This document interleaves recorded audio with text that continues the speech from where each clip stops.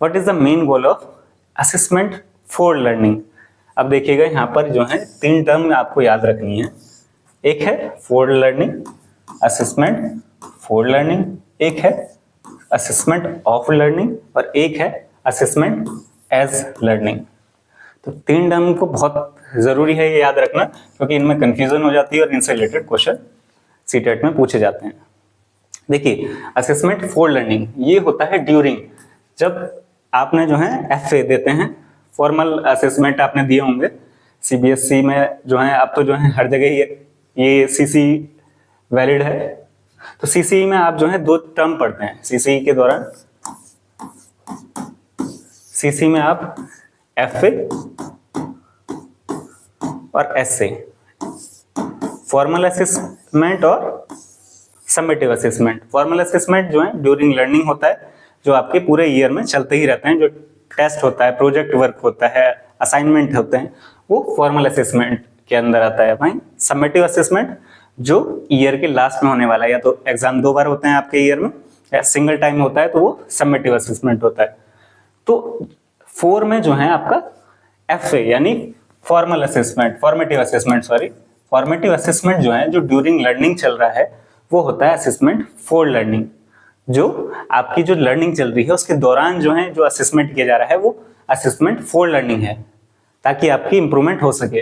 और assessment of learning जो है जब आपकी लर्निंग हो गई है उसके बाद जो किया जा रहा है, यानी समेटिव असेसमेंट जो आपके ईयर में लास्ट में या फिर ईयर में 2 बार हो रहे हो, समेटिव असेसमेंट ऑफ में आता है, असेसमेंट ऑफ लर्निंग के अंदर आता है।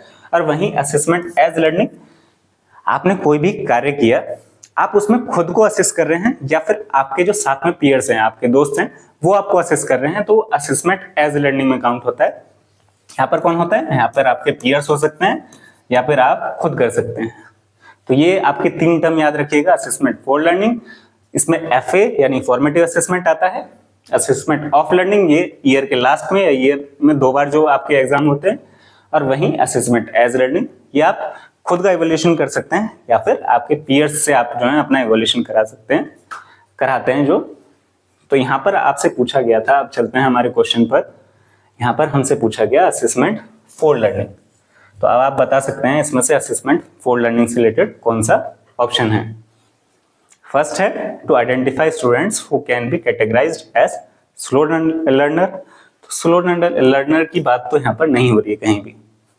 To evaluate student performance and assign grades, तो ग्रेड्स की बात हो रही है कि यहाँ पर। थर्ड पे चलते हैं, to provide feedback to students that can be used to improve their learning. देखिए एफए में फॉर्मेटिव असेसमेंट में यही एक इंपॉर्टेंट चीज है जिसमें हम बात कर रहे हैं, उनको फीडबैक प्रोवाइड कर रहे हैं जिससे बच्चा जो है वो अपने आप को इम्प्रूव कर सके।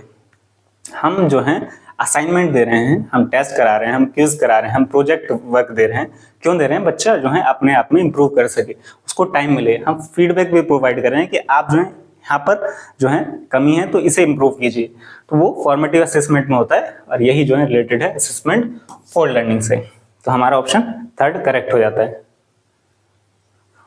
ऑप्शन 3। और इसी तरीके की वीडियो के लिए हमारे चैनल के साथ जुड़े रहिए। हमारी जो पिछली वीडियोस हैं आप जरूर देखिएगा, क्योंकि वो आपके लिए बहुत इंपॉर्टेंट साबित होने वाली है। एग्जाम बहुत नजदीक है, तो आप जितने ज्यादा क्वेश्चन लगा सकते हैं। हमारे चैनल पे मैथमेटिक्स की क्लास भी आ चुकी है, साइंस की क्लासेस आप देख सकते हैं, एसएसटी की क्लास भी देख सकते हैं, सीटीपी की क्लासेस। तो इन सभी क्लासेस को देखने के बाद आपको जो है पेपर का एक पैटर्न समझ में आएगा कि किस तरीके के क्वेश्चन पूछे जाते हैं। तो थैंक्स फॉर वॉचिंग। हमारे चैनल को सब्सक्राइब करें, वीडियो को लाइक करें, शेयर करें। Thank you so much.